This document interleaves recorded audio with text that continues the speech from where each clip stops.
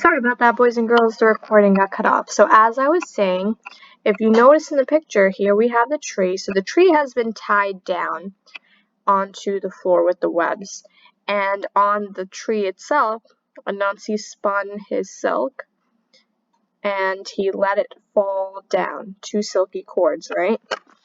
Now, let's see what he tells our leopard here to do. Tie the cord to your tail, said Anansi. Then I will lift you up. Osebo tied the web to his tail.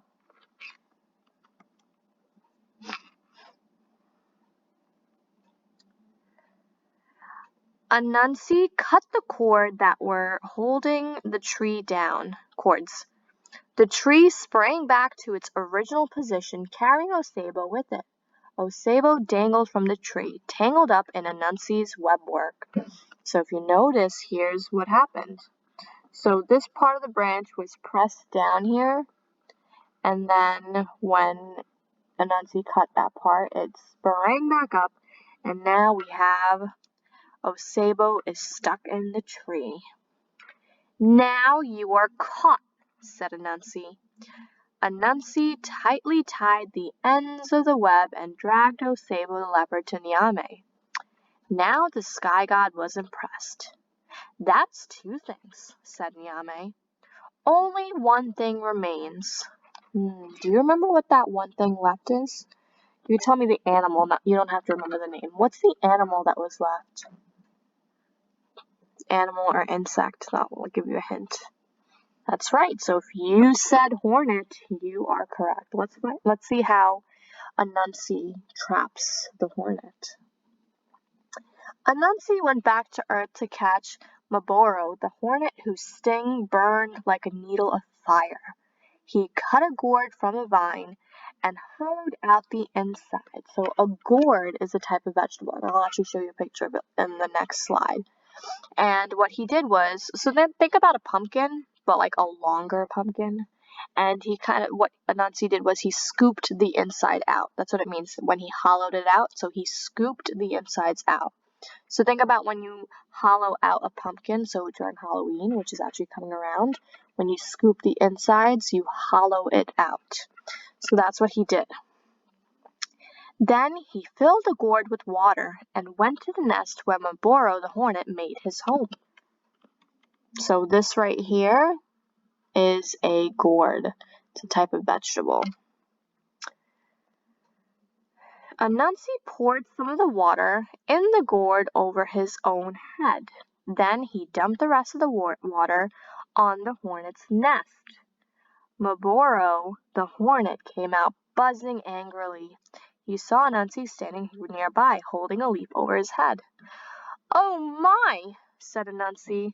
"The rainy season seems to have come early this year, and it looks like you have no shelter from the rain. Why don't you take shelter in my gourd until the rain goes away?" "Thank you, Anansi," said Maboro the hornet as he flew into the gourd. "You're welcome," said Anansi as he closed the opening in the gourd with the leaf and fastened the leaf with his finest, most intricate laced webs yet. "Now you are caught," said Anansi. Anansi proudly carried Maboro the hornet to Niame. "This is the last thing," proclaimed Niame. "You have succeeded, Anansi, where many before you have failed. You have paid the price." So, Anansi used the gourd to pour water into the hornet's nest, and he poured some water on his own head to make it seem like it was raining, but it really wasn't raining. And then he tricked the hornet, Maboro, to go into the gourd, which is actually where the water had come from, and then he shut it closed, right, with his leaf and the web, and that's how he trapped the hornet. Anansi is very clever and tricky.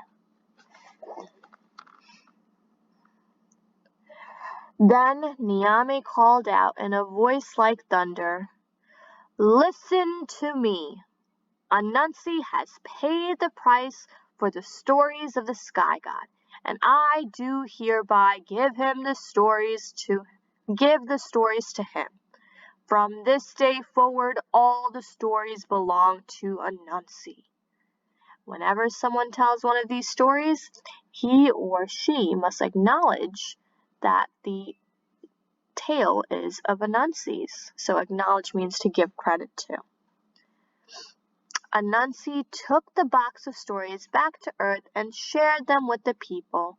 They were grateful for the stories and told them over and over to their children and to their children's children, who told them to their children, and so on. Even to this day, these stories are known as the spider stories. At the end of many spider stories, the storyteller often says, "This is my story which I have told. If it be sweet, or if it not be sweet, take it elsewhere and let it come back to me." The end. I like this one. I liked how the spider was actually very clever into tricking. I mean, not nice for those animals who got captured, but the spider was very clever and tricky, and he was able to get every single one of those animals. Do you remember the 3 animals it was? Remember, it was what was the first one? Who remembers? I'll give you a hint. It goes, what's the first animal? That's right, it's Onini the python, who could swallow a goat, right? And then finally, here's the second one. Do you remember this one?